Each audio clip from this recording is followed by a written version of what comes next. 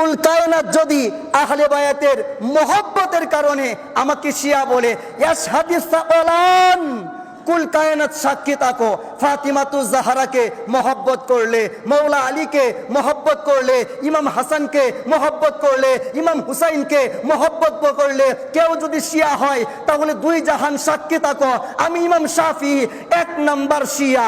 জবান খুলে বলেন না সুবহানাল্লাহ। মান কুনতু মাওলাহু ফাহাদা আলিয়ুন মাওলা।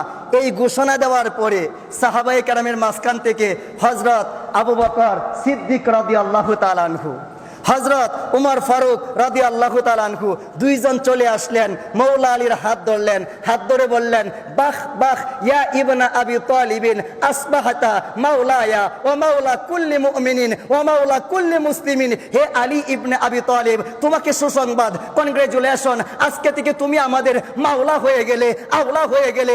এই কারণে সাহাবায়ে কেরাম রাদিয়াল্লাহু তাআলা আনহুম আজমাইন ওনারা বলেন, শোনো, আমরা কোরআনুল কারীমের ইয়া আইয়ুহার রাসূলু বাল্লিগ মা উনজিলা ইলাইকা মির রাব্বিকা এই আয়াত পাঠ করার মাঝখানে আলী মাওলা, আলী মাওলা এই শব্দটা আমরা যোগ করে নিতাম। জবান খুলে বলেন না সুবহানাল্লাহ। সুতরাং গাদিরে খুম দিবস যারা পালন করে আমরা তাদের সাপোর্টে আছি না নাই?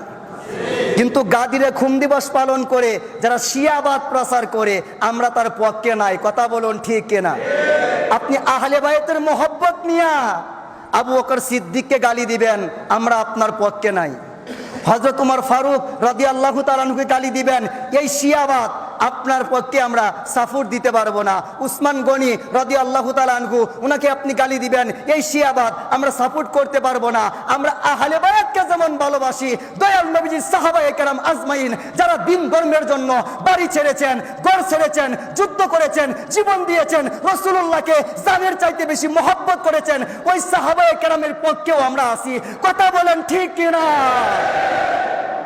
যেমন আহলে বাইত, তবে একটা কথা, আহলে বাইত সবার উপরে, তারপরে সাহাবায়ে কেরাম, তারপরে সাহাবায়ে কেরাম, সবার উপরে আহলে বাইত, তারপরে সাহাবায়ে কেরামকে মহব্বত করার মতো সৎ সাহস আল্লাহ পাক রব্বুল আলামিন যেন আমাদেরকে দান করেন। সকলেই বলুন আমিন।